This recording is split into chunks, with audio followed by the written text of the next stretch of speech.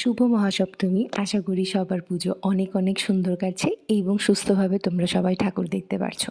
এই দিনটা ছিল মহাপঞ্চমীর দিন এবং আমি এরমভাবে নিজের সাথে নিজে বোকা হয়ে যাব আমি লিটারেলি বুঝতে পারিনি। দুবার এখানে আমাকে দেখতে পাবে তোমরা। আমি বেস ক্রিয়েট করে দুবার ওয়াইপস দিয়ে আমাকে বেস মুছতে হয়েছে এবং আমি এটাই ভেবে নিয়েছিলাম আমি নো ফাউন্ডেশন একটা লুক ক্রিয়েট করব, যেটা আলটিমেটলি নো ফাউন্ডেশন লুক তো হয়েছে বটে, বাট একবারে না দুবারেও আমি লুক ক্রিয়েট করতে পারি না। কেন জানি না আমার সেদিনকে এতটাই অয়েল সিক্রেশন হচ্ছিল মুখ থেকে এবং কোনোভাবেই আমি বেস বসাতে পারছিলাম না।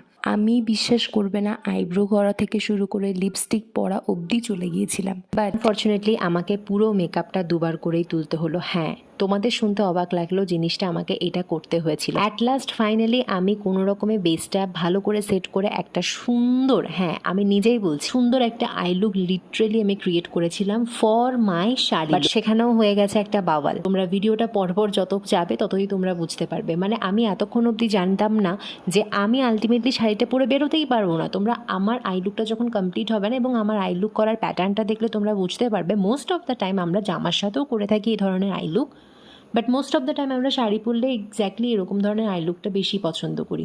বললাম আমি যেমন কথা তেমন কাজ, আমি সব কিছু একটু বেশি বেশি করে লাগাচ্ছি কারণ আমার মনে হয় শাড়ি পরলে একটু হেভি মেকআপ ইজিলি ক্যারি করা যায়। তো আমি শাড়িটা গায়ে নিয়েও ভীষণ এক্সাইটেড ছিলাম এবং একটা অদ্ভুত বিষয় কী জানো, আমি যদি এটা ক্লিপটা একটু তুলতে পারতাম তোমরা তাহলে হয়তো আমাকে আরও বেশি করে বিশ্বাস করতে। আমি শাড়ি লিটারেলি পিন পর্যন্ত করে নিয়েছিলাম, বাট একটা সময় আমাকে শাড়িটা খুলে নিতে হয় বিকজ আমি আর নিজেকে কোনোভাবে কন্ট্রোল করতে পারছিলাম না। আমার শরীর খারাপ হতে শুরু করে অ্যান্ড প্রচণ্ড বেশি ঘাম হতে শুরু করে। তারপর আমি কোনো রকমে বেরোই, ঠাকুর জাস্ট ওই দুটোই দেখি, আর তারপর তো বাকি কী করেছি না করেছি তোমরা দেখেইছো।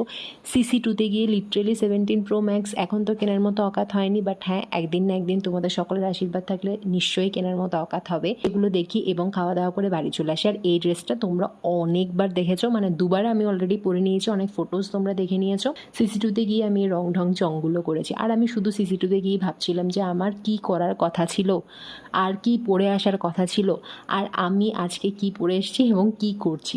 যাই হোক, পুজোর সময় মন খারাপ করতে নেই, তাই সবার সাথে হাসি ঠাট্টা ইয়ার্কি যেটুকু পসিবল হয় সেটুকু করেছি অ্যান্ড হাসি হাসি মুখ নিয়ে বাড়ির সকলের জন্য টুকটাক খাবার যেটুকু আমার পক্ষে পসিবল হয়েছে নিয়ে এসেছি। তবে এটা একবারও বলবো না মজা করিনি। অসুস্থ হয়ে পড়েছিলাম, পায়ে লেগেছিল, ঘাম হচ্ছিল প্রচণ্ড, কিন্তু অনেক অনেক বেশি মজা করেছি।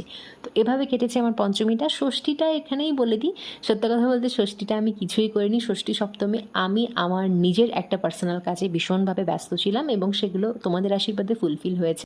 তোমরা সবাই খুব খুব ভালো করে পুজো কাটিয়েছো এবং আগামী দিনগুলো খুব ভালো করে কাটাবে।